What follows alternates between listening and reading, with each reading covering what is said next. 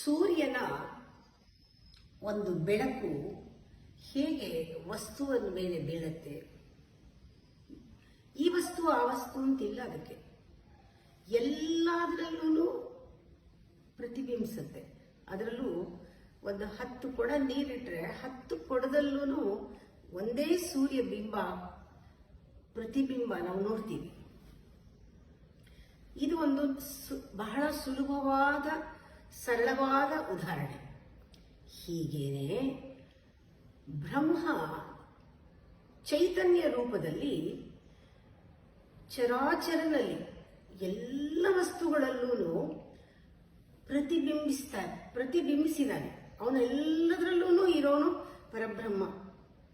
ಎಲ್ಲರಲ್ಲೂ ಹೇಗೆ ಸೂರ್ಯನ ಪ್ರತಿಬಿಂಬ ನೋಡ್ಬೋದು, ಹಾಗೆ ಆ ಬ್ರಹ್ಮನ ಪ್ರತಿಬಿಂಬ ಕಾಣುತ್ತೆ. ಅವನಿಗೆ ಜನನ ಇಲ್ಲ, ಅಂದ್ರೆ ಚೈತನ್ಯಮಯ. ಅವನನ್ನ ಅಣೋರಣೀಯಾನ್ ಮಹತೋ ಮಹೀಯಾನ್ ಅಂತ ಅದಕ್ಕೆ ಕರೆಯೋದು. ಅಣುವಿನಲ್ಲೂ ಇದ್ದಾನೆ, ಕಣದಲ್ಲೂ ಇದ್ದಾನೆ, ಬೆಟ್ಟ ಪರ್ವತದಲ್ಲೂ ಇದ್ದಾನೆ, ಎಲ್ಲ ಕಡೆಯೂ ಇದ್ದಾನೆ ಆ ಪರಬ್ರಹ್ಮ. ಕಲ್ಲು ಮರಳು ಎಲ್ಲದರಲ್ಲೂ ಮಲಗಿದ್ರೆ ಗಿಡದಲ್ಲಿ ಅವನು ಚೈತನ್ಯ ಅದರಲ್ಲಿ ಅಲಗಾಡ್ತಾ ಇದೆ, ಪ್ರಾಣಿಗಳಲ್ಲಿ ಓಡಾಡ್ತಾ ಇದೆ, ಮನುಷ್ಯನಲ್ಲಿ ಮಾತಾಡ್ತಾ ಇದೆ, ಆ ಎಲ್ಲದರಲ್ಲೂ ಇದ್ದಾನೆ. ನಾವು ದೇವಿಯನ್ನ ಪರಬ್ರಹ್ಮ ಸ್ವರೂಪಿಣಿ ಆಕೆ, ಅವಳು ಸರ್ವಾಂತರ್ಯಾಮಿಣಿ, ಅಂತರ್ಯಾಮಿಣಿನೂ ಆಗಿದ್ದಾಳೆ ಅಂತ ಹೇಳ್ತೀವಿ.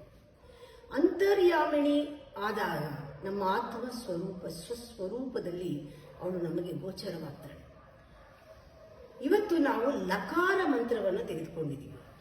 ಈ ಲಕಾರ ಮಂತ್ರ 2ನೇ ಖಂಡದಲ್ಲಿ ಕೊನೆಯ ಮಂತ್ರ ತಗೊಂಡಿರೋದು ಇವತ್ತು. ಹಸಕಹ ಲ. ಈ ಮಂತ್ರ ಲ ಅಂದ ತಕ್ಷಣ ಭೂಮಿ, ಪೃಥ್ವಿ, ಇದು ಒಂದು ಬ್ಯಾಕ್ಗ್ರೌಂಡ್, ಇದೊಂದು ಬೇಸ್ ಅಂತ ಈ ಲಕಾರ ಮಂತ್ರ.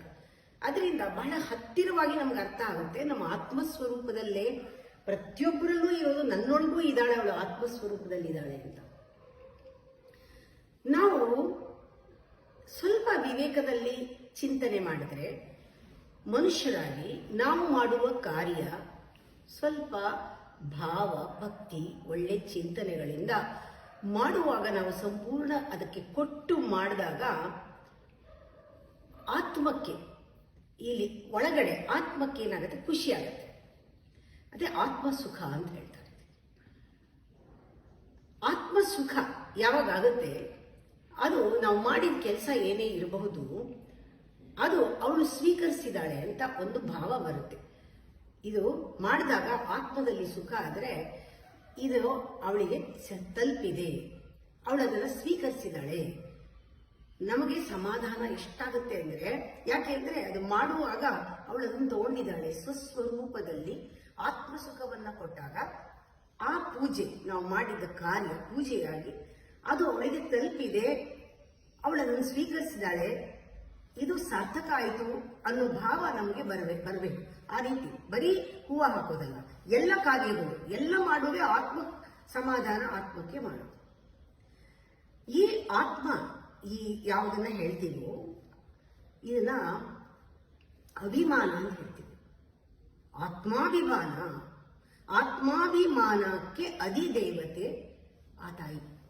ಆತ್ಮಾಭಿಮಾನದ ಅಧಿದೇವತೆ, ಸ್ವಸ್ವರೂಪದಲ್ಲಿ ಆತ್ಮದ ಸುಖವನ್ನು ಕೊಡುವಳು. ಅದಕ್ಕೆ ಮಾನ ಅನ್ನೋದಕ್ಕೆ ಎಷ್ಟೊಂದು ಅರ್ಥಗಳಿದೆ. ಮೊದಲನೇ ಅರ್ಥ ಮಹತ್ ಅಂತಾನೂ ಹೌದು, ಅಣು ಅಂತಲೂ ಹೌದು, ದೀರ್ಘಕ್ಕೂ ಅದು ಹೇಳ್ತಾರೆ ಮಾನ ಅಂತ, ಹ್ರಸ್ವಕ್ಕೂ ಮಾನ ಅಂತಾರೆ. ಇದೆಲ್ಲ ಬಿಟ್ಟು ಇಲ್ಲಿ ವಿಶೇಷವಾದ ಅರ್ಥ ಒಂದಿದೆ. ಆ ಪದದ ಅರ್ಥ ಮಾನ ಅಂದ್ರೆ ಪೂಜೆ ಅಂತ. ಲಬ್ಧಮಾನ ಅಂದಾಗ ಪೂಜೆಯು ಲಬ್ಧವಾಗುತ್ತೆ ನಮಗೆ. ನಾವು ಮಾಡಿದ ಪೂಜೆ ಲಬ್ಧವಾಯಿತು, ತೃಪ್ತಿ ಆಯಿತು, ತಲುಪ್ತು. ಲಬ್ಧಮಾನ, ಪೂಜೆ ಸಿಕ್ತು, ಮಾಡುವಾಗಲೇ ಪೂಜೆ ಸಿಕ್ತು, ಆತ್ಮಕ್ಕೆ ಸುಖ ಆಯಿತು, ಲಬ್ಧಮಾನ ಅಂದ್ರೆ. ಈಗ ಮಾನ ಅಂದ್ರೆ ಅಭಿಮಾನ ಮತ್ತು ಸ್ವಾಭಿಮಾನದ ವ್ಯತ್ಯಾಸ ನಾವು ತಿಳ್ಕೋಬೇಕು. ಸ್ವಾಭಿಮಾನ ಅಭಿಮಾನ ಅಲ್ಲ, ಆತ್ಮಾಭಿಮಾನ ಬೇರೆ. ಅವಳಿಗೆ ಆತ್ಮಾಭಿಮಾನದ ಅಧಿದೇವತೆ, ಸ್ವಾಭಿಮಾನಕ್ಕೆ ಅಧಿದೇವತೆ ಅಲ್ಲ. ಸ್ವಾಭಿಮಾನ ಅಹಂಕಾರ. ನಾವು ಅಲ್ಲೇ ನಮಗೆ ಗೊತ್ತಿಲ್ಲದೆ ಉಪಯೋಗಿಸ್ತೀವಿ ಪದ. ಯಾರು ದುರಹಂಕಾರದಲ್ಲಿ ಮೆರೀತಾರೋ ಅವ್ರು ಸರಿಯಾಗಿ ಪೂಜೆ ಆಯಿತು ಅಂತೀವಿ. ಆ ಪೂಜೆ ಅಂತ ಬಂದಾಗ ನಾವು ಯಾತಕ್ಕೆ ಉಪಯೋಗಿಸಿದ್ವಿ ಆ ಪೂಜೆ ಅನ್ನೋದು? ಮಾನ ಅಂದ್ರೆ ಪೂಜೆ. ಅವ್ರ ಸ್ವಾಭಿಮಾನಕ್ಕೆ ಏಟ್ ಬಿತ್ತು ಅನ್ನೋ ಪೂಜೆ ಆಯಿತು ಸರಿಯಾಗಿ ಅಂತೀವಿ. ಹಾಗೆ ಅಭಿಮಾನ ಅಂದಾಗ ಎಲ್ಲರ ಅಭಿಮಾನದ ಅವಳು ಅಧಿದೇವತೆ ಅಂತ ತಗೊಂಡು ಲಬ್ಧಮಾನ. ಆ ಲಬ್ಧಮಾನ ಅದು ಪೂಜೆ. ಆತ್ಮಕ್ಕೆ ಸುಖವಾದರೆ ಆತ್ಮದಲ್ಲಿ ಆನಂದ ಉಕ್ಕತ್ತೆ. ಈ ಆನಂದ ಏನಿದೆ ಅದು ಶೃಂಗಾರ ರಸ, ಪ್ರೇಮ ರಸ. ಆ ಶೃಂಗಾರ ರಸ ಉಕ್ಕಿದಾಗ ನಮ್ಗೆ ಎಷ್ಟು ಖುಷಿ ಆಗತ್ತೆ ಅಂದ್ರೆ, ಸರ್ವ ಮಂಗಳ ಆಭರಣಗಳು ರೂಪದಲ್ಲಿ ಇದು ಹಾಕೋಣ ಅವಳಿಗೆ, ಇಲ್ಲಿ ನೋಡೋಣ, ಇದು ಚೆನ್ನಾಗಿ ಕಾಣುತ್ತೆ ಅನ್ನೋದು ಬರುತ್ತೆ. ಅವಳಿಗೆ ಅಲಂಕಾರ ಮಾಡ್ತೀವಿ. ಅವಳಿಗೆ ಬೇಡ. ನಮ್ಮಲ್ಲಿ ಆ ಶೃಂಗಾರ ರಸ, ಪ್ರೇಮ ರಸ, ಭಕ್ತಿ ರಸ ಉಕ್ತಾ ಇದೆ. ಯಾಕೆ ಅಂದ್ರೆ ಲಬ್ಧಮಾನ. ಅವಳು ಸಿಕ್ಬಿಟ್ಟಿದೆ, ಪೂಜೆಗೆ ತೃಪ್ತಳಾಗ್ಬಿಟ್ಟಿದ್ದಾಳೆ. ನಾವು ಅದಕ್ಕೆ ಅವಳಿಗೆ ಏನ್ ಬೇಕೋ ಮಾಡಕ್ ತಯಾರಿದ್ದೀವಿ. ಅವಳಿಗೆ ಅಲಂಕಾರ, ಮಂಗಳವಾದ ಆಭರಣಗಳು, ಮಂಗಳಕರವಾದ ವೇಷಭೂಷಣಗಳು, ಮಂಗಳವಾದ ಪುಷ್ಪಾಲಂಕಾರ, ಮಂಗಳವಾದ ಹೃದಯ, ಸ್ನಿಗ್ಧ ಮತ್ತೆ ಸ್ಥಿರ ಸಾತ್ವಿಕ ಪ್ರಿಯ ಆಹಾರಗಳನ್ನೆಲ್ಲ ಅವಳಿಗಿಟ್ಟು ನೈವೇದ್ಯ ಮಾಡ್ತೀವಿ. ಇದಕ್ಕೆ ನಾವು ಹೇಳ್ತೀವಿ, ಇದು ಯಾವ ಥರ ಅಂದರೆ ಸಾತ್ವಿಕ ಆಹಾರ ಅಂದರೆ ಅದು ಅದರಲ್ಲಿ ಒಂದು ರಸ ಇರುತ್ತೆ. ಆ ರಸ ಅವಳಿಗಿಷ್ಟ ಅಂತ. ಇದಕ್ಕೆ ಮಧುರಸ ಅಂತಾರೆ. ಈ ಸಾತ್ವಿಕವಾದ ಆಹಾರದಲ್ಲಿರೋ ಮಧುರಸ ಸಾಂಕೇತಿಕ. ಆದರೆ ಅವಳಿಗೆ ಬೇಕಾಗಿರೋದು ಅದಕ್ಕಿಂತ ನಮ್ಮ ಭಕ್ತಿ ರಸ ಬೇಕು, ಅವಳಿಗೆ ಪ್ರೇಮ ರಸ ಬೇಕು. ಲಬ್ಧಮಾನ ಲಬ್ಧ ರಸ. ಆ ರಸ ನಮ್ಮಲ್ಲಿ ಉಕ್ಕಿದಾಗ ಇದಕ್ಕಿಂತ ಸಂಪತ್ತು ಬೇರೆ ಇಲ್ಲ, ಇದಕ್ಕಿಂತ ಐಶ್ವರ್ಯ ನಮಗೆ ಬೇರೆ ಇಲ್ಲ. ತೃಪ್ತವಾಗ್ತೀವಿ ನಾವು. ಅಂಥ ರಸ ನಮ್ಮಲ್ಲಿ ಉಕ್ಕತ್ತೆ. ಇದಕ್ಕಿಂತ ಬೇರೆ ಸಂಪತ್ತಿಲ್ಲ. ಅದಕ್ಕೇನು ಹೇಳ್ತೀವಿ? ಈ ಮೂರು ಒಟ್ಟಿಗೆ ಹೇಳ್ಕೊಂಡ್ರೆ ಪೂಜೆ ಆಗೋಗುತ್ತೆ. ಲಬ್ಧಮಾನ, ಲಬ್ಧ ರಸ, ಲಬ್ಧ ಸಂಪತ್ ಸಮುನ್ನತಿ. ಈ ಮೂರೇ ಹೇಳಿದ್ರು ನಮ್ಮ ಪೂಜೆ ಪರಿಪೂರ್ಣವಾಗ್ಬಿಡುತ್ತೆ. ಯಾಕೆಂದ್ರೆ ಅವಳು ಆತ್ಮದಲ್ಲೇ ಇರೋದ್ರಿಂದ, ಆತ್ಮಸುಖವನ್ನು ಕೊಡೋದ್ರಿಂದ. ಈ ಮೂರನ್ನ ಹೇಳಿದ ಮೇಲೆ ನಾವು ತಿಳ್ಕೊಬೇಕು, ಅವಳಿಗೆ ಇನ್ನೇನು ಬೇಡ. ನೀನ್ ಪೂಜೆ ಮಾಡಿದ್ದು ನಿನ್ನ ಫಲ ಅವಳಿಗೆ ಬೇಡ. ನೀನು ಉಪಾಸನೆ ಮಾಡಿದ್ದು ನಿನ್ನ ಕರ್ಮದ ಫಲ ಅವಳಿಗೆ ಬೇಡ. ಅವಳು ಪುರುಷಾರ್ಥಕ್ಕೆ ಕಾರಣ ಆಗಿರಬಹುದು, ಆದರೆ ಯಾವ ಫಲವೂ ಅವಳಿಗೆ ಬೇಡ. ಲಭ್ಯೇತರ. ಇನ್ ಮಿಕ್ಕಿದ ಲಭ್ಯಗಳೆಲ್ಲ ಅವಳಿಗೆ ಬೇಡ. ಭೇದ ಇದೆ ಅವಳಿಗೆ ಬೇಕಾಗಿಲ್ಲ. ಅದು ಅವಳಿಂದ ಬೇಡೇನೆ ಅದೆಲ್ಲ. ಅವಳಿಗೆ ಬೇಕಿರೋದು ಆತ್ಮಸುಖ. ಅಂದಮೇಲೆ ನಾವು ಏನೇ ಕೆಲಸಗಳನ್ನ ಮಾಡಿದ್ರು ಅವಳು ಅದಕ್ಕೇನು ಲಕ್ಷ್ಯವೇ ಇಲ್ಲ. ಆದರೆ ಆತ್ಮಕ್ಕೆ ಆತ್ಮಾಭಿಮಾನದಿಂದ ಮಾಡಿದಾಗ ಅವಳು ಸಡನ್ ಆಗಿ ಅವಳು ಅದರಲ್ಲಿ ಒಂದು ಫಲವನ್ನು, ನಮಗೆ ಅಲ್ಲೇ ಆನಂದವನ್ನು ಕೊಡ್ತಾಳೆ ಅಂತ ಗೊತ್ತಾದಾಗ ನಾವು ಯಾವ ರೀತಿ ಮಾಡಬೇಕು ಅಂತ ಇಲ್ಲೇ ಗೊತ್ತಾಗೋಗುತ್ತೆ. ಲಭ್ಯೇತರ. ಏನ್ ಬೇಕು? ಇನ್ ಮಿಕ್ಕಿದ್ದೆಲ್ಲ ಬೇಡ. ಅವಳಿಗೇನ್ ಬೇಕು? ಲಬ್ಧ ಭಕ್ತಿ ಸುಲಭ. ನಮಗೆ ಆ ಭಕ್ತಿ ಮಾತ್ರನೇ ಕೇಳೋದು. ನಾವು ಇನ್ನೇನೇ ಮಾಡಿದ್ರು ಕೂಡ ಭಕ್ತಿ ಇಲ್ಲದೆ ಇದ್ರೆ ಅವಳು ಯಾವ್ದು ಲಕ್ಷ್ಯ ಕೊಡಲ್ಲ. ಭಕ್ತಿ ಇಲ್ಲದೆ ಪೂಜೆನೇ ಮಾಡಬಾರ್ದು. ನಿಮ್ಗೆ ಆ ಭಕ್ತಿ ಬರ್ಬೇಕಾದ್ರೆ ಅದು ಒಂದು ತೋರಿಕೆ ಅಲ್ಲ. ನೀವು ಏನೇನು ಕೊಡ್ತೀರಾ, ಏನೇನು ಹೂ ಹಾಕಿದ್ರಿ, ಏನೇನು ಅಲಂಕಾರ ಮಾಡಿದ್ರಿ, ಏನು ಒಡವೆ ಹಾಕಿದ್ರು ಭಕ್ತಿ ಇಲ್ಲದೆ ಪ್ರಯೋಜನವೇ ಆಗಲ್ಲ. ಬರೀ ಡಂಬಾಚಾರ ಅಲಂಕಾರ ಆಗತ್ತಷ್ಟೇನೆ. ಅವಳೇನು ಕೊಡಲ್ಲ ನಿಮ್ಗೆ. ಯಾಕೆಂದ್ರೆ ಅವಳಿಗೆ ಲಕ್ಷ್ಯ ಇಲ್ಲ, ಅವಳಿಗೇನು ಬೇಕಿಲ್ಲ. ಅವಳಿಗೆ ಬೇಕಿರೋದೇನು? ಭಕ್ತಿ. ಆ ಭಕ್ತಿನಲ್ಲೂ ಡಿಫ್ರೆಂಟ್ ವೈವಿಧ್ಯಮಯವಾದ ಭಕ್ತಿಗಳಿದೆ. ಅದರಲ್ಲಿ ಕೆಲವು ಅರ್ಥ ಭಕ್ತಿ, ನಂಗೆ ಅದು ಕೊಡು, ನಂಗೆ ಇದು ಕೊಡು ಅಂತ ಹರಕೆ ಕಟ್ಕೊಂಡು ಮಾಡೋ ಭಕ್ತಿ, ಅದು ಏನು ಅವಳಿಗೆ ಅಷ್ಟಿಲ್ಲ. ಅದಕ್ಕೂ ಲಭ್ಯೇತರ ಅವಳು. ಅದಕ್ಕೂ ಭೇದ ಇದೆ. ಅವಳು ಬರಲ್ಲ ಹತ್ರ. ಆಮೇಲೆ ಇನ್ನೊಂದು, ನಮ್ಮಲ್ಲಿ ಜಿಜ್ಞಾಸುವಿನಿಂದ ಉಂಟಾಗುವ ಭಕ್ತಿ.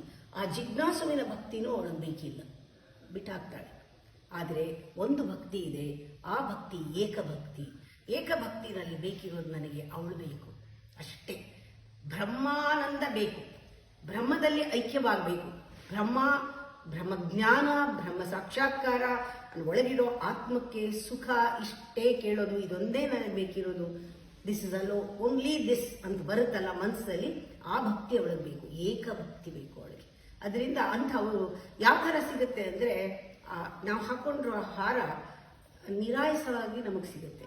ಅಷ್ಟು ಸುಲಭವಾಗಿ ಅವಳು ಅದನ್ನು ಕೊಡ್ತಾಳೆ ನಮಗೆ. ಆ ಆನಂದವನ್ನು ಕೊಡ್ತಾಳೆ, ಆ ಸುಖವನ್ನು ಕೊಡ್ತಾಳೆ. ಲಭ್ಯೇತರ ಲಬ್ಧ ಭಕ್ತಿ ಸುಲಭ ಲಭ್ಯೇತರ ಲಬ್ಧ ಭಕ್ತಿ ಸುಲಭ ಲಂಗಲಾಯುಧ.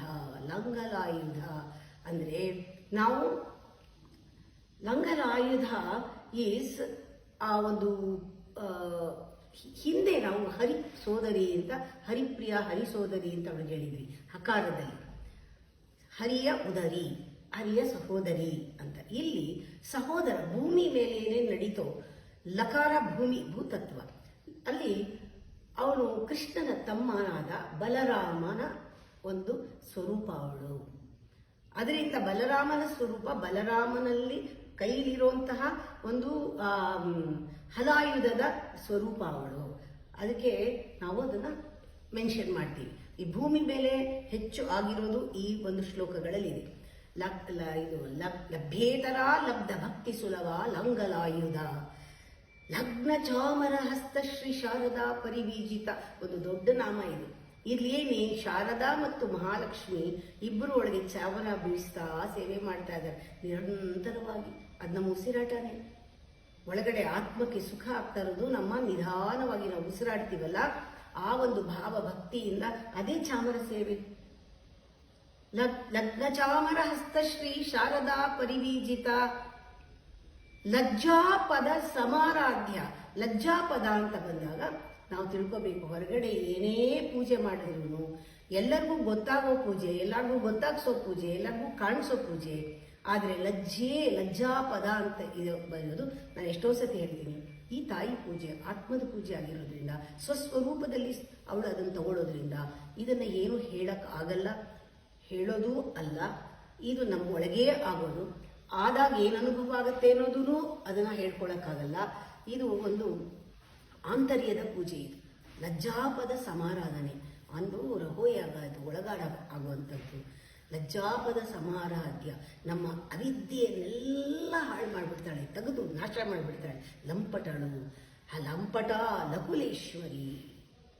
ಲಕುಲೇಶ್ವರಿ ಅಂತ ಹೇಳಿದ್ರೆ ಆ ದೇವಿ ಲಂ ಮಂತ್ರ ಸ್ವರೂಪಿಣಿ ಅಂತ ಒಂದು, ಲಕುಲ ಅಂತ ಹೇಳಿದಾಗ ಮೂಲಾಧಾರ ಸ್ವಾದಿಷ್ಠಾನ ಮರಿಪುರ ಸೂಚಿಸುತ್ತೆ. ಅಂದರೆ ಲಂ ಮಂತ್ರ ಕೆಲಸ ಮಾಡೋದು ಮೂರೂನು. ಅಂದರೆ ಪೃಥ್ವಿ, ಪೃಥ್ವಿ ಒಳಗೆ ಜಲ, ಜಲದಲ್ಲಿ ಅಗ್ನಿ, ಎಲ್ಲ ಸೇರಿದ ಸ್ವರೂಪ ಅವಳು ಲಂಪಟೆ ಲಕುಲೇಶ್ವರಿ. ಅದರಿಂದ ಈ ಮೂರು ಇದರಲ್ಲಿ ಈ ಆವರಣದಲ್ಲಿ ಅವಳು ನೆಲೆಸೋದ್ರಿಂದ ಅವಳನ್ನು ಲಕುಲೇಶ್ವರಿ ಅಂತ ಕರೀತಾರೆ. ನಾವು ಹೇಳಿದ್ರೆ ಲಬ್ಧಮ ಫಸ್ಟ್ ಹೇಳಿದ್ವಿ, ಲಭ್ಯೇತರ ಲಬ್ಧ ಭಕ್ತಿ ಸುಲಭ ಲಾಂಗಲಾಯುಧ ಲಗ್ನ ಚಾಮರ ಹಸ್ತ ಶ್ರೀ ಶಾರದಾ ಪರಿವೀಜಿತ ಲಜ್ಜಾಪದ ಸಮಾರಾಧ್ಯ ಲಂಪಟ ಲಕುಲೇಶ್ವರಿ. ಆವಾಗ ಮತ್ತೆ ಸೇರಿಸ್ತೀವಿ ಲಬ್ಧಮಾನ ಲಬ್ಧರಸ. ಅವಳು ಬೇಕಾಗಿರೋ ಪೂಜೆ ಯಾವ ರೀತಿ ಇರಬೇಕು, ಆ ಲಕುಲೇಶ್ವರಿ ತಗೊಳ್ಳೋ ಪೂಜೆ ಹೇಗಿರಬೇಕು, ಆತ್ಮದಾಗಿರ್ಬೇಕು, ಶಕ್ತಿ ಮೇಲ್ಮುಖವಾಗಿ ಹೋಗೋದಕ್ಕೆ ಸಹಾಯ ಮಾಡಬೇಕು ಅಂತ ಪೂಜೆ ಮಾಡಬೇಕು. ಅದಕ್ಕೆ ಇದು ವಾಚ್ಯ ಶಬ್ದ. ಲಾ ಅಂದ್ರೆ ನೀವು ಕೂತ್ಕೊಂಡು ಲಂ ಹ್ರೀಂ ಲಂ ಹ್ರೀಂ ಅಂತ ಜಪ ತಗೊಂಡ್ರು ಕೂಡ ಆ ಕುಂಡಲಿನಿಯನ್ನ ಮೂಲಾಧಾರದಲ್ಲಿ ಒಂದು ಭದ್ರವಾಗಿ ಒಂದು ಸ್ಥಿರವಾದ ಒಂದು ನೆಲೆಯನ್ನು ಮಾಡಿ ನಾವು ಮೇಲಕ್ಕೆ ಕಳಿಸ್ಬೋದು. ಲಂ ಮಂತ್ರದಲ್ಲಿ, ಪೃಥ್ವಿ ಮಂತ್ರದಲ್ಲಿ. ಇದು ವಾಚಕನೂ ಬೀಜ ಮಂತ್ರವೂ ಆಗಿದೆ. ಹ್ರೀಂಕಾರದ ಜೊತೆ ಸೇರಿದ್ರೆ ಜಪವನ್ನು ಕೂಡ ತೆಗೆದುಕೊಳ್ಬಹುದು. ಅದಕ್ಕೆ ನಾವು ಹ್ರೀಂ ಅಂತೀವಿ. ಲಂ ಹ್ರೀಂ ಲಂ ಹ್ರೀಂ ಅಂತ ಹೇಳ್ತೀವಿ. ಲಂ ಫಸ್ಟ್ ಹೇಳಿದಾಗ ಲಕಾರಾಖ್ಯ. ಲಕಾರಾಖ್ಯ ಅಂದ್ರೆ ವಾಚಕ ಪದ. ಲಕಾರಾಖ್ಯ. ನಾವು ಇಲ್ಲಿ ಧನ್ವಂತರಿ ವನ ಮಾಡಿದಾಗ ವನದೇವಿ ಮಹೋತ್ಸವ ಮಾಡಿದ್ವಿ. ಅದರಲ್ಲಿ ವನದುರ್ಗೆಯ ಒಂದು ಹೋಮವನ್ನು ಕೂಡ ಮಾಡಿದ್ವಿ. ಅವಳು ವನದಲ್ಲಿದೆ, ಭೂಮಿ ಭೂತಾಯಿ ಅಲ್ವಾ, ಅವಳು ಗರ್ಭ ಧರಿಸಿ ಅಲ್ಲಿಂದ ಬಂದಿರುವಂತಹ ಗಿಡ ಮರಗಳು, ಬಳ್ಳಿಗಳು, ಹೂವುಗಳು ಎಲ್ಲ ಏನೇನಿದೆ, ಅದರಲ್ಲೂ ಹರ್ಬ್ಸು, ಲತೆಯಲ್ಲಿ ಬಿಡುವಂತಹ ಔಷಧಿ ಗಿಡಗಳು, ಇವೆಲ್ಲ ಅವಳಿಗೆ ತುಂಬಾ ಪ್ರೀತಿ. ಅದರಲ್ಲಿ ಅವಳು ಎಲ್ಲರಿಗೂ ಕೂಡ ಔಷಧಿಯನ್ನು ಕೊಡ್ತಾಳೆ. ದೇಹವನ್ನು ಅವಳು ತನ್ನ ಮಂದಿರ ಆಗಿರೋದ್ರಿಂದ ದೇಹ ಅದನ್ನು ಸೌಖ್ಯವಾಗಿಡುವಂತಹ ಔಷಧಿ ಎಲ್ಲ ಕೊಡ್ತಾಳೆ. ಹರ್ಬ್ಸ್, ಅದರಲ್ಲೂ ಲತೆಗಳಿರೋದು, ಲತಾ ಪೂಜ್ಯ. ಅದರಿಂದ ಅಂಥ ಗಿಡಗಳನ್ನು ನಾವು ಪೂಜೆ ಮಾಡಬೇಕು. ವನಶ್ರೀ ಅಂತ ಹೇಳ್ತಾರೆ ಅವಳಿಗೆ. ಅದನ್ನು ಅರುಂಧತಿ ದೇವಿ ಅವಳು ಪೂಜೆ ತಗೊಂಡವಳು ಅಂತ. ಅರುಂಧತಿ ಪೂಜೆ ಮಾಡ್ತಿದ್ದು ಯಾವ ಆಕಾರದಲ್ಲಿ ದೇವಿನ ಪೂಜೆ ಮಾಡಲಿಲ್ಲ, ವನಶ್ರೀಯನ್ನು ಪೂಜೆ ಮಾಡ್ತಿದ್ಲು ಅರುಂಧತಿ. ಅದಕ್ಕೆ ಅರುಂಧತಿಯಿಂದ ಪೂಜೆ ತಗೊಂಡವಳು ಅವಳು ವನದುರ್ಗಾ ಅಂತ ಕರೀತಾರೆ. ಲಕಾರಾಖ್ಯ ಲತಾ ಪೂಜ್ಯ ಲಯಸ್ಥಿತ್ ಉದ್ಭವೇಶ್ವರಿ. ಲಯ ಸ್ಥಿತಿ ಉದ್ಭವ, ಸೃಷ್ಟಿ ಸ್ಥಿತಿ ಲಯ. ಒಬ್ಬೊಬ್ಬರಲ್ಲೂ ಒಂದೊಂದು ಪ್ರಾಣಿನಲ್ಲೂ ಒಂದೊಂದು ಬೀಜದಲ್ಲೂ ಒಂದೊಂದು ಮರದಲ್ಲೂ ನೋಡ್ತಾ ಇದ್ರೆ ಉದುರ್ತಾ ಇರುತ್ತೆ ಈ ಕಡೆ, ಚಿಗುರ್ತಾ ಇರುತ್ತೆ ಈ ಕಡೆ, ಅರಳ್ತಾ ಇರುತ್ತೆ ಈ ಕಡೆ, ಹಣ್ಣು ಉದುರ್ತಾ ಇರುತ್ತೆ, ಕಾಯಿ ಆಗ್ತಾ ಇರುತ್ತೆ. ಇದೆಲ್ಲಾನು ಇದರಲ್ಲೇ ಸೃಷ್ಟಿ ಸ್ಥಿತಿ ಲಯಗಳು ಕಾಣಿಸ್ತಾ ಇರುತ್ತೆ, ದಿನನಿತ್ಯ ಪಾಠ ಆಗ್ತಾ ಇರುತ್ತೆ. ಅದನ್ನ ನಾವು ನೋಡ್ಬೇಕು. ಲಕಾರಾಖ್ಯ ಲತಾ ಪೂಜ್ಯ ಲಯಸ್ಥಿತ್ ಉದ್ಭವೇಶ್ವರಿ. ಪ್ರತಿಯೊಬ್ಬರಲ್ಲೂ ಇದ್ದಾಳವಳು. ನಾವು ಏನ್ ಮಾಡ್ತೀವಿ ಅನ್ನೋಕ್ಕಿಂತ ಹೇಗ್ ಮಾಡ್ತೀವಿ ಅನ್ನೋದು ಅಂಡರ್ಲೈನ್ ಮಾಡ್ಬಿಡಿ ಇದರಲ್ಲಿ. ಅದಕ್ಕಾಗಿ ನಾನು ಏನಾದ್ರೂ ಹೇಳಿದ್ರೆ ಎಲ್ಲನೂ ಇರುತ್ತೆ ಅದರಲ್ಲಿ. ಭಗವದ್ಗೀತೆನೂ ಇರುತ್ತೆ, ಮಂಕುತಿಮ್ಮನ ಕಗ್ಗಾನೂ ಇರುತ್ತೆ, ದೇವಿದೂ ಇರುತ್ತೆ, ಸೂತ್ರವೂ ಇರುತ್ತೆ. ಎಲ್ಲವೂ ಒಂದೇ ಹೇಳೋದು, ಬೇರೆ ಡಿಫ್ರೆಂಟ್ ಮೆಟಫರ್ ಅಷ್ಟೇನೆ. ಅದರಿಂದ ನಾವು ನಾವು ಹೇಳ್ತಾರೆ ರಾಜನ್ ತರ ಇರ್ತೀವಿ, ನಾವು ರಾಣಿ ತರ ಇರ್ತೀವಿ ಅಂತ. ದೇವಿನ ಯಾರು ಪೂಜೆ ಮಾಡ್ತಾರೋ, ಯಾರು ಆತ್ಮದಲ್ಲೇ ಒಲಿಸ್ಕೊಳ್ತಾರೋ ಅವರು ರಾಜನ್ ತರ ಇರ್ತಾರೆ. ರಾಜ ಏನ್ ಮಾಡ್ತಾನೆ? ಬೇಟೆನೂ ಆಡ್ತಾನೆ, ನೃತ್ಯನೂ ನೋಡ್ತಾನೆ, ಡ್ಯಾನ್ಸ್ ನೋಡ್ತಾನೆ, ಹಾಡು ಹೇಳ್ತಾನೆ, ಸಂಗೀತ ಕೇಳ್ತಾನೆ, ಎಲ್ಲಾ ರಸಗಳು ಬೇಕು ಅವನಿಗೆ, ಖುಷಿಯಾಗಿ ತಿಂತಾನೆ, ಆರಾಮಾಗಿರ್ತಾನೆ. ಅವನ ಮೂಲಕ ಅವಳು ಎಂಜಾಯ್ ಮಾಡ್ತಾಳೆ. ನೀವು ಏನ್ ಮಾಡ್ತೀರಾ ಅನ್ನೋದವಳು ಮುಖ್ಯ ಅಲ್ಲ. ಆತ್ಮಕ್ಕೆ ತೃಪ್ತಿ ಆಯ್ತಾ? ನೀನು ರಾಜ ಆಗಿರ್ತೀಯ, ನೀನು ರಾಣಿ ತರ ಇರ್ತೀಯ. ನೀನು ಅಭಿಮಾನದ ಅಧಿದೇವತೆಯನ್ನ ಪೂಜೆ ಮಾಡ್ತೀಯ, ಸ್ವಾಭಿಮಾನ ಬಿಟ್ಟು ನೀನು ರಾಣಿ ಆಗಿರ್ತೀಯ. ಅದು ಲಾಸ್ಯಪ್ರಿಯೆ ಅವಳು, ಲಾಸ್ಯಪ್ರಿಯ. ಅದು ತುಂಬಾ ಮುಖ್ಯ. ಲಾಸ್ಯಪ್ರಿಯ ಅಂದಾಗ ಅದರಲ್ಲಿ ಒಂದು ಅತಿಯಾದ ಅಲ್ಲಿ ಹರ್ಷವೂ ಇಲ್ಲ, ದುಃಖವೂ ಇಲ್ಲ, ಒಂದು ಮಿಶ್ರಣ ಸ್ಥಿತಿ ಅದು. ಅವನು ಅಂಟ್ಕೊಳ್ಳದೆ ಇರ್ತಾನೆ ಅಂತ ಅವನು ರಾಜಂತರ ಅವನು ಜೀವನ ಮಾಡ್ಬೋದು. ಆ ದುಃಖ ಇಲ್ಲ ಅಥವಾ ಹರ್ಷನೂ ಇಲ್ಲ, ಎರಡಕ್ಕೂ ಮೀರಿದ ಸ್ಥಿತಿ ಅದು. ಲಾಸ್ಯಪ್ರಿಯ ಅಂತ ಹೇಳ್ತೀವಿ. ಲಕಾರಾಖ್ಯ ಲತಾ ಪೂಜ್ಯ ಲಯಸ್ಥಿತಿ ಉದ್ಭವೇಶ್ವರಿ. ಲಾಸ್ಯಪ್ರಿಯ ಅಲ್ವಾ? ಲಯಸ್ಥಿತ್ ಉದ್ಭವೇಶ್ವರಿ. ಲಾಸ್ಯ ದರ್ಶನ ಸಂತುಷ್ಟ. ಆ ಎಲ್ಲ ನಾವು ನೋಡೋದು ಕೇಳೋದು ಎಲ್ಲ ದರ್ಶನನೇ. ಅದ್ರೊಳಗಿಂದ ಅವಳು ಸಂತುಷ್ಟವಾಗ್ತಾಳೆ. ಆವಾಗ ನಾವು ಆತ್ಮಕ್ಕೆ ಸುಖ ಆಗಿರೋದನ್ನ ನೋಡ್ತೀವಿ, ಆತ್ಮ ಸುಖ ಆಗಿರೋದನ್ನ ತಿಂತೀವಿ, ಆತ್ಮ ಸುಖ ಆಗಿರೋದನ್ನ ಮಾಡ್ತೀವಿ. ಅವಳು ತಗೊಳ್ತಾಳೆ. ಲಬ್ಧ ದರ್ಶನ ಸೇವಿತ. ಅದನ್ನ ನಾವು ಗಮನಿಸ್ಬೇಕು. ನಾವು ಏನು ಹೇಳ್ತಾ ಇದ್ದೀವಿ, ನಾನು ಇವಾಗ 20 ಅಕ್ಷರ ಮಾಡ್ತಾ ಇರೋದು. ಪ್ರತಿ ದಿನಾಗ್ಲೂ ಒಂದೊಂದು ಅಕ್ಷರವನ್ನ ನೀವು ಜಪ ಮಾಡ್ಕೋಬೇಕು. ನಾವು ಯಾವತ್ತಿಂದ ಈ ವ್ರತ ಶುರು ಮಾಡ್ತೀವಿ ಅನ್ನೋದನ್ನು ತಿಳಿಸ್ತೀವಿ. ಮೊದಲಿಂದ 15 ದಿನ ನಡೆಯುತ್ತೆ ಇದು. 15 ಅಕ್ಷರಗಳನ್ನ ನಾವು ಜಪ ತಗೊಳ್ತಾ ಬರ್ತಾ ಇದ್ದೀವಿ. ಆಗ ಈ ಅಕ್ಷರ ಜಪ ತಗೊಳ್ಳುವಾಗ ಅಕ್ಷರವನ್ನ ಬರೆದು ಬಿಡೋದು, ಅದಕ್ಕೆ ಮನಸ್ಸಿನಲ್ಲಿ ಆ ಅಕ್ಷರವನ್ನ ಕಲ್ಪಿಸ್ಕೊಳ್ಳೋದು, ಹುಬ್ಬಿನ ಮಧ್ಯೆ ಇಟ್ಕೊಳ್ಳೋದು. ಹ್ರೀಂ ಅಂತ ಹೇಳಿ ಆ ಅಕ್ಷರನ ಹೇಳಿ ನಮ ಶಿವಾಯ ಮಂತ್ರದ ತರನೇ ಜಪ.